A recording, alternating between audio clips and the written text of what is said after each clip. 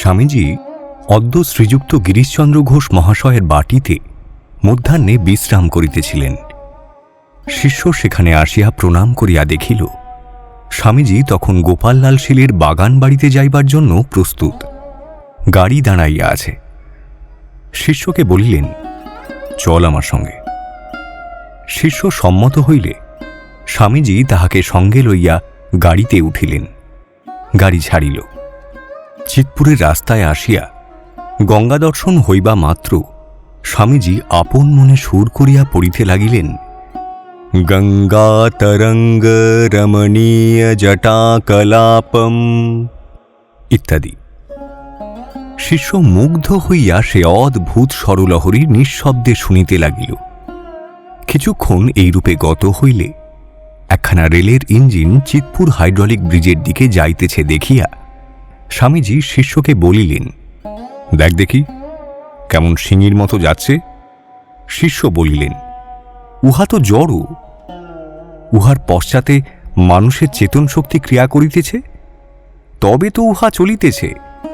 ওইরূপে চলায় উহার নিজস্ব বাহাদুরি আর কি আছে? স্বামীজি, বল দেখি চেতনের লক্ষণ কি? শিষ্য, কেন মহাশয়? যাহাতে বুদ্ধিপূর্বক ক্রিয়া দেখা যায় তাহাই চেতন। স্বামীজি, যাহাই নেচারের এগেইনস্টে রেবেল করে, অর্থাৎ প্রকৃতির বিরুদ্ধে লড়াই করে, তাহাই চেতন। তাহাতেই চৈতন্যের বিকাশ রয়েছে। দেখ না, একটা সামান্য পিঁপড়ে মারতে যা, সেও জীবন রক্ষার জন্য একবার রেবেল করবে।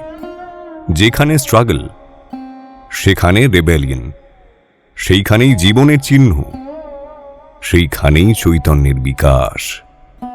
শিষ্য, মানুষের মনুষ্য জাতি সমূহের সম্বন্ধেও কি ওই নিয়ম খাটে মহাশয়? স্বামীজি, খাটে কিনা একবার জগতের ইতিহাসটা পড়ে দেখ না, দেখবি তোরা ছাড়া আর সকল জাতি সম্বন্ধেই ওই কথা খাটে।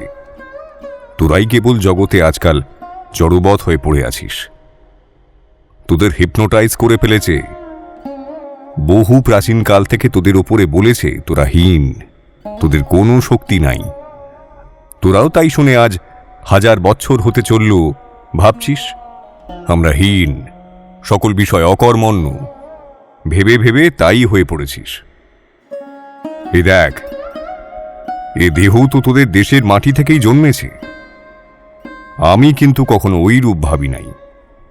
তাই দেখ না, তাঁর ইচ্ছায় যারা আমাদের চিরকাল হীন মনে করে তারাই আমাকে দেবতার মতো খাতির করেছে ও করছে। তোরাও যদি ওইরূপ ভাবতে পারিস যে আমাদের ভিতর অনন্ত শক্তি, অপার জ্ঞান, অদম্য উৎসাহ আছে এবং অনন্তের ওই শক্তি জাগাতে পারিস, তো তোরাও আমার মতো হতে পারিস। শিষ্য, ওইরূপ ভাবিবার শক্তি কোথায় মহাশয়? বাল্যকাল হইতেই ওই কথা শোনায় আর বুঝাইয়া দেয় এমন শিক্ষক বা উপদেষ্টাই বা কোথায়? লেখাপড়া করা আজকাল কেবল চাকরি লাভের জন্য, এই কথাই আমরা সকলের নিকট হইতে শুনিয়াছি ও শিখিয়াছি। তাই তো আমরা এসেছি অন্য রূপ শিখাতে ও দেখাতে।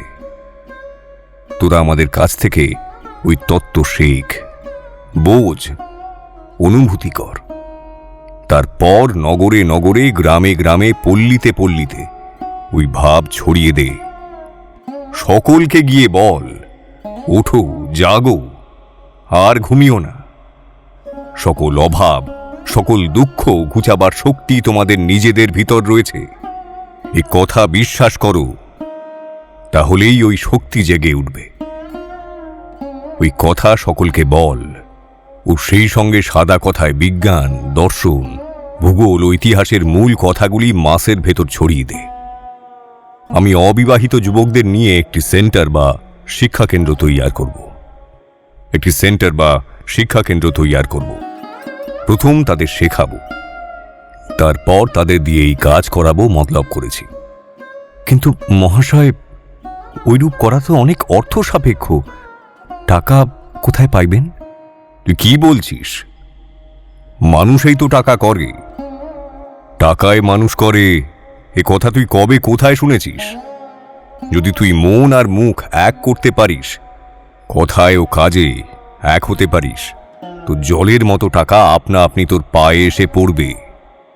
আচ্ছা মহাশয়, না হয় স্বীকারই করিলাম যে টাকা আসিল এবং আপনি ওই রূপে সৎকার্যের অনুষ্ঠান করিলেন, তাহাতেই বা কি?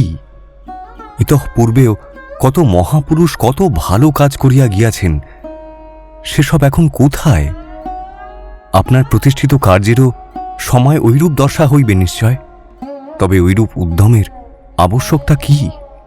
পরে কি হবে সর্বদা এ কথাই যে ভাবে, তার দ্বারা কোনো কার্যই হতে পারে না। যা সত্য বলে বুঝেছিস তা এখনই করে ফেল। পরে কি হবে না হবে সে কথা ভাববার দরকার কি? এটুকু তো জীবন, তার ভেতর অত ফলাফল থাকলে কি কোনো কাজ হতে পারে? ফলাফলদাতা একমাত্র তিনি, যাহা হয় করবেন। সে কথায় তোর কাজ কি? তুই ওদিকে না দেখে কেবল কাজ করে যা। বলিতে বলিতে গাড়ি বাগান বাড়িতে পৌঁছিল। কলিকাতা হইতে অনেক লোক স্বামীজিকে দর্শন করিতে সেদিন বাগানে আসিয়াছেন। স্বামীজি গাড়ি হইতে নামিয়া ঘরের ভিতর যাইয়া বসিলেন এবং তাহাদিগের সকলের সহিত কথা কহিতে লাগিলেন। স্বামীজির বিলাতী শিষ্য গুডউইন সাহেব মূর্তিমতী সেবার ন্যায় অনতি দূরে দাঁড়াইয়াছিলেন। ইতঃপূর্বে তাহার সহিত পরিচয় হওয়ায় শিষ্য তাহারই নিকট উপস্থিত হইল এবং উভয়ে মিলিয়া স্বামীজির সম্বন্ধে নানা প্রকার কথোপকথনে নিযুক্ত হইল।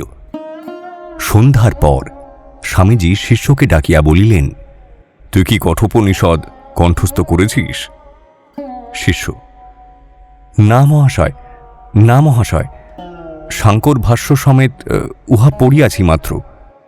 স্বামীজি, উপনিষদের মধ্যে এমন সুন্দর গ্রন্থ আর দেখা যায় না। ইচ্ছা হয় তোরা এখানা কণ্ঠে করে রাখিস। নচিকেতার ন্যায় শ্রদ্ধা, সাহস, বিচার ও বৈরাগ্য জীবনে আনবার চেষ্টা কর। শুধু পড়লে কি হবে? কৃপা করুন, যাহাতে দাসের ওই সকল অনুভূতি হয়। ঠাকুরের কথা শুনেছিস তো?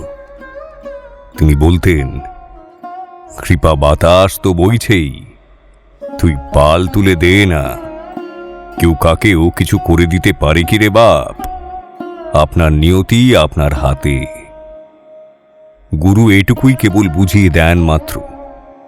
বীজের শক্তিতেই গাছ হয়, জলবায়ু কেবল উহার সহায়ক মাত্র।